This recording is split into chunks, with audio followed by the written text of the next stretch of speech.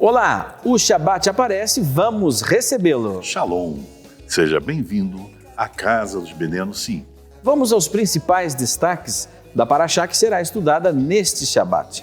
A Parashá Shemini começa discutindo os eventos que ocorreram no 8º e último dia de Miluim, serviço de inauguração do Mishkan.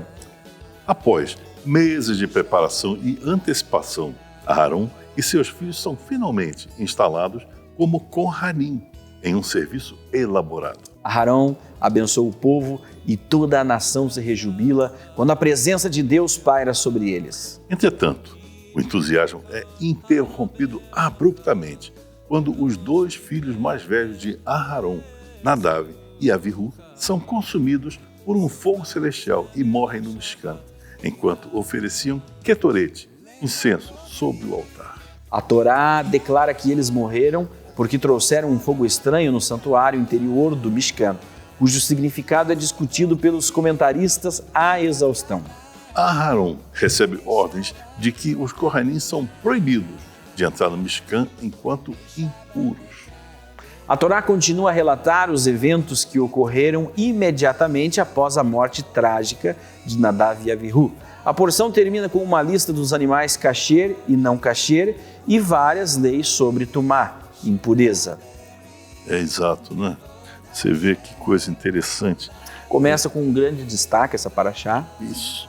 Falando sobre a morte dos filhos de Aharon. De Aharon, por terem levado fogo estranho. Né? Exato. Então, Zait, uma questão que é interessante nós comentarmos com quem está nos assistindo é a seguinte: o lado humano, né, disso tudo. Então, nós tivemos ali várias características, várias questões.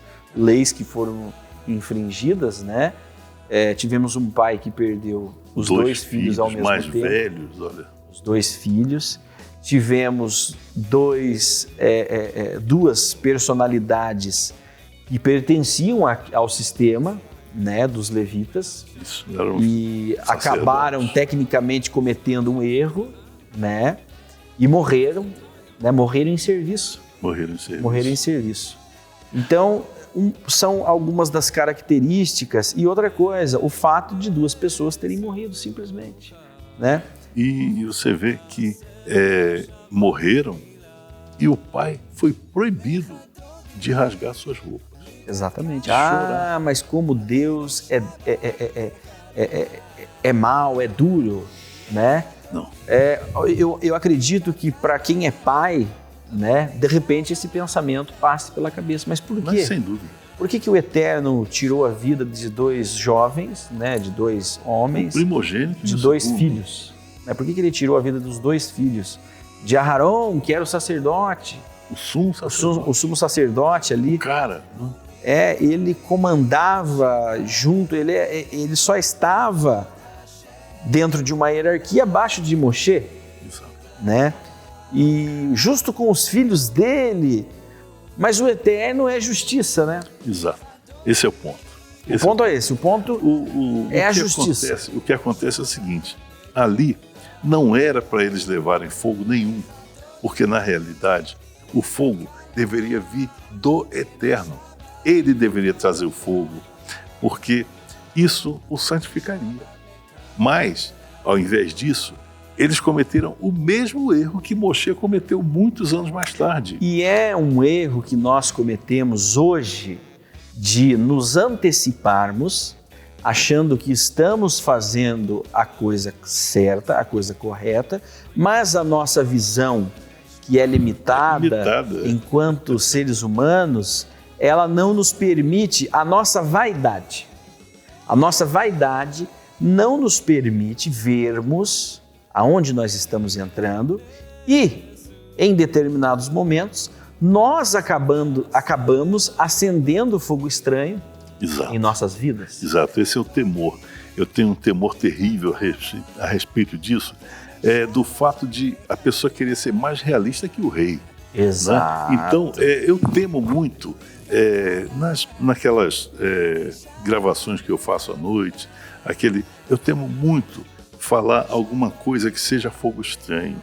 Eu fico muito temeroso de falar algo que seja contra contra a Torá, imagina, contra o judaísmo. Eu tenho medo, eu temo de falar alguma coisa assim. Então, quando eu faço essas gravações, eu faço assim com um temor muito grande.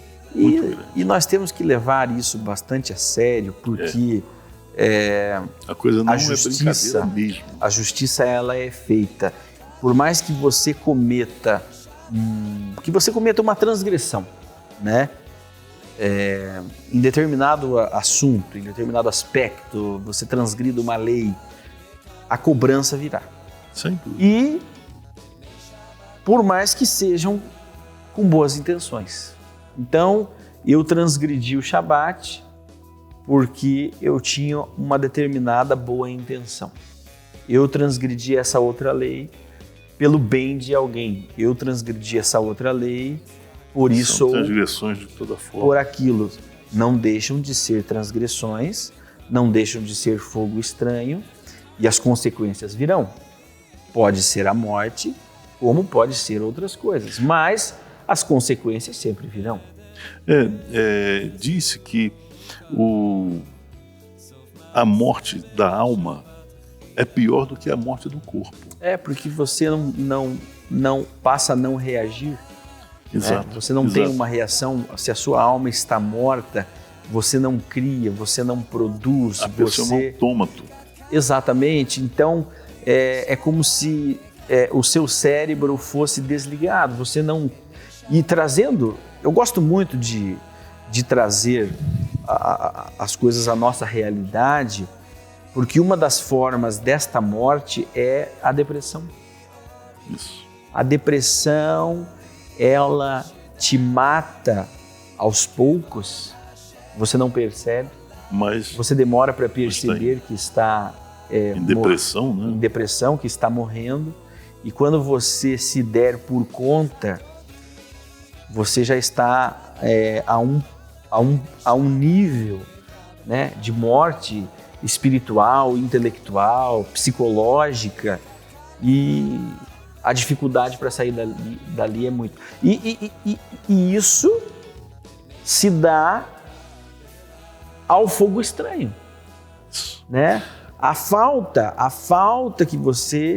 faltas que nós estamos cometendo. Exato, no decorrer da vida, aos poucos. Erros nas escolhas que fazemos, escolhas precipitadas, né? Erros mal avaliadas. Exatamente. O caminho que trilhamos nos levam a nos tornarmos um fogo estranho. Exatamente. Você vê uma pessoa que venha a não atender um determinado mandamento ou positivo, ou então vem a transgredir um negativo, né? Essa pessoa, mas tudo bem, não tem problema.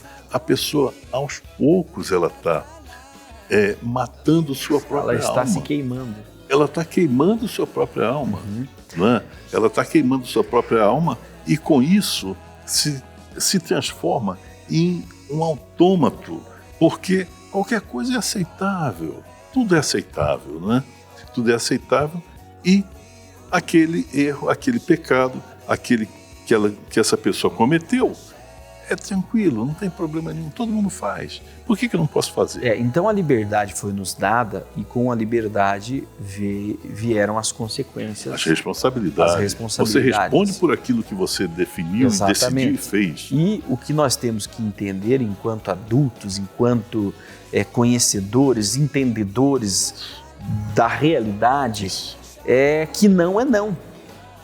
Não é não. Não pode. Não pode. Acabou. Nós temos um outro exemplo no Tanar sobre isso, que é quando Davi estava transportando a arca, por um acidente, foi cair ao chão e Uzá, seu servo, foi segurar a arca para que ela não caísse, né?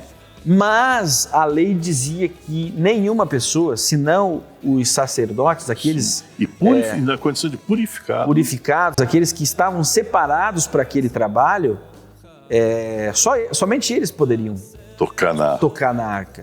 E Uzá cheio de boa intenção, Foi tocar. ele foi tocar na arca e ele foi morto No instante. no instante que ele tocou.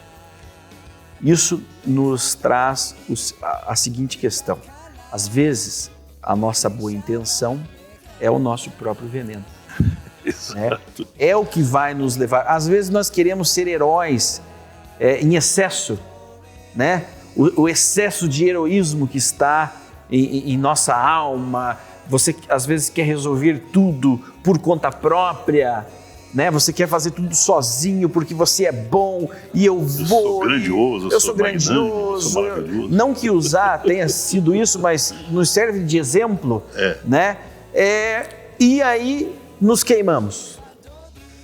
Já não aconteceu de você que está aí na sua casa, você que está nos acompanhando, já não aconteceu de você querer fazer o bem para alguém e acabar queimado?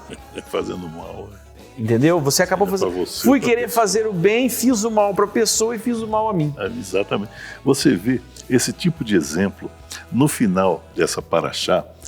Falamos a respeito, o Eterno fala, né, a respeito do alimento kosher, A separação, as obrigações. As obrigações, né? Exatamente. Então, muitas pessoas dizem assim, isso era para antigamente. Antigamente os porcos tinham os vermes, as bactérias, os vírus. Agora é tudo limpinho. Agora é tudo limpinho, né? Os animais são vacinados, não tem problema nenhum. A mesma coisa, os crustáceos, não tem mais aquela coisa de matar e envenenar. Cara, não. E nós estamos vendo, Ozarte, não é não. E não tem o porquê. Muitas vezes o pai diz ao filho, né, o filho naquele questionamento, mas por que eu não posso? Por que não? Mas por que não? Porque eu estou dizendo não. Exatamente, é o Eterno que fez isso. Exato, então quando ele se refere na questão da alimentação, algumas proibições, porque a alimentação ela é a vida, né? Isso. Você é aquilo que você come. Exatamente. Né? Então, tem muito a ver com purificação, porque essa paraxá também fala das leis sobre a impureza, né? O que purifica, os atos que impurificam o homem. Né? O tempo para isso, nós vamos discutir isso mais profundamente na paraxá que estudaremos nesse Shabat.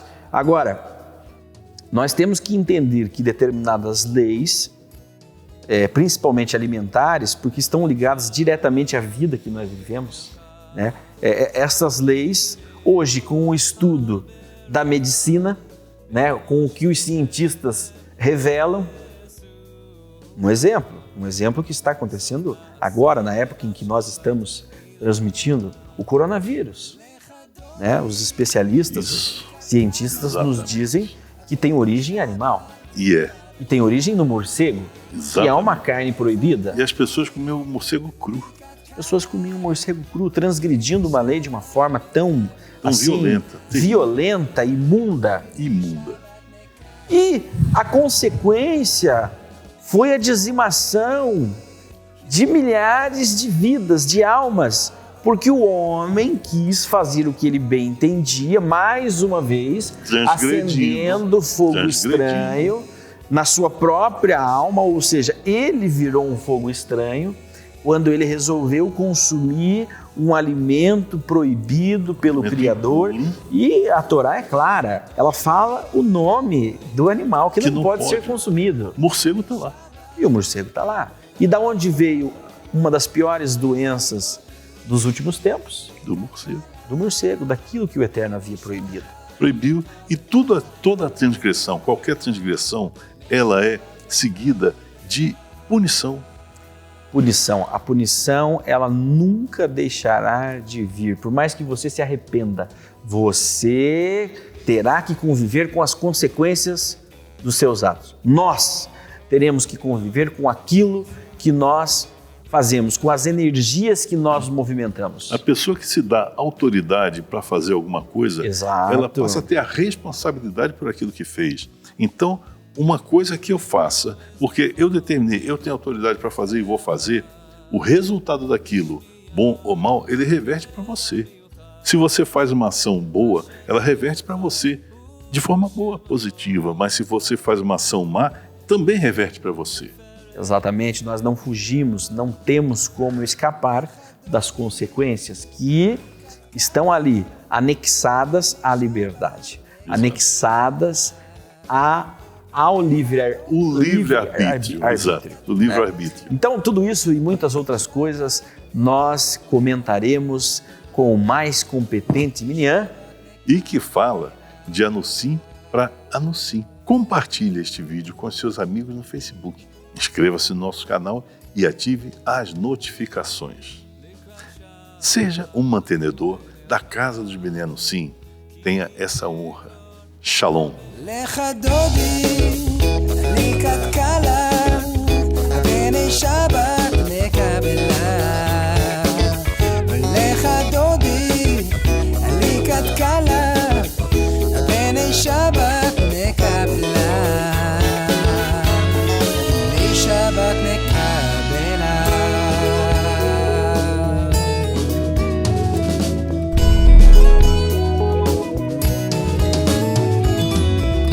לקראת שבת לכו ונלכה